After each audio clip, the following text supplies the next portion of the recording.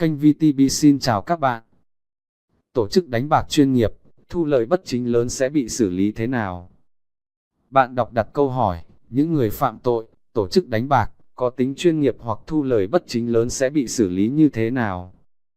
Hôm qua, ngày 11 tháng 3, Bộ Công an cho biết, Cơ quan An ninh điều tra Công an tỉnh Phú Thọ đang điều tra mở rộng vụ án, sử dụng mạng Internet thực hiện hành vi chiếm đoạt tài sản,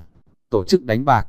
bạc, mua bán trái phép hóa đơn và rửa tiền xảy ra tại Phú Thọ và một số tỉnh thành.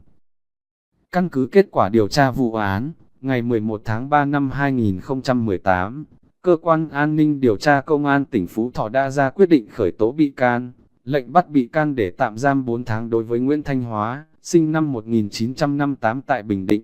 cư trú tại quận Đống Đa, Hà Nội, về tội tổ chức đánh bạc, quy định tại khoản 2, điều 249, Bộ Luật Hình sự năm 1999. Các quyết định và lệnh trên đã được Viện Kiểm sát Nhân dân cung cấp phê chuẩn. Ông Nguyễn Thanh Hóa giữ hàm Thiếu tướng Công an Nhân dân và từng đảm nhiệm chức vụ Cục trưởng Cục Cảnh sát phòng chống tội phạm sử dụng công nghệ cao, C50, Bộ Công an.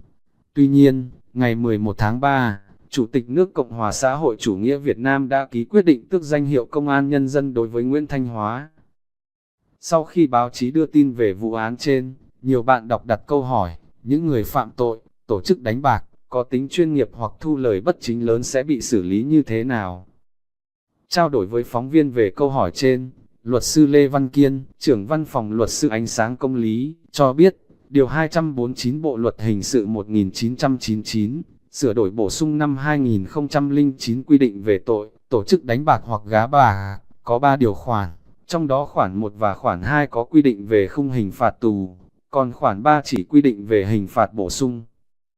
Cụ thể, khoản 1 tội, tổ chức đánh bạc hoặc gá bạc, quy định, người nào tổ chức đánh bạc hoặc gá bạc trái phép với quy mô lớn hoặc đã bị xử phạt hành chính về hành vi quy định tại điều này và điều 248, tội đánh bạc, của bộ luật này hoặc đã bị kết án về một trong các tội này, chưa được xóa án tích mà còn vi phạm, thì bị phạt tiền từ 10 triệu đồng đến 300 triệu đồng hoặc phạt tù từ 1 năm đến 5 năm. Khoản 2 của tội, tổ chức đánh bạc hoặc gá bạc, quy định, người phạm tội sẽ bị phạt tù từ 3 đến 10 năm nếu hành vi thuộc 3 trường hợp sau, có tính chất chuyên nghiệp, thu lời bất chính lớn, rất lớn, hoặc đặc biệt lớn, tái phạm nguy hiểm.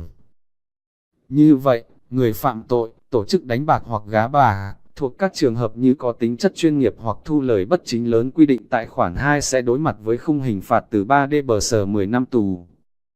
Ngoài hình phạt quy định tại khoản 1 và khoản 2, người phạm tội, tổ chức đánh bạc hoặc gá bạc, còn có thể bị phạt tiền từ 5 triệu đồng đến 100 triệu đồng, tịch thu một phần hoặc toàn bộ tài sản. Luật sư Kiên cho biết. Mời các bạn đăng ký kênh để nhận được các thông tin mới nhất và chính xác nhất nhé.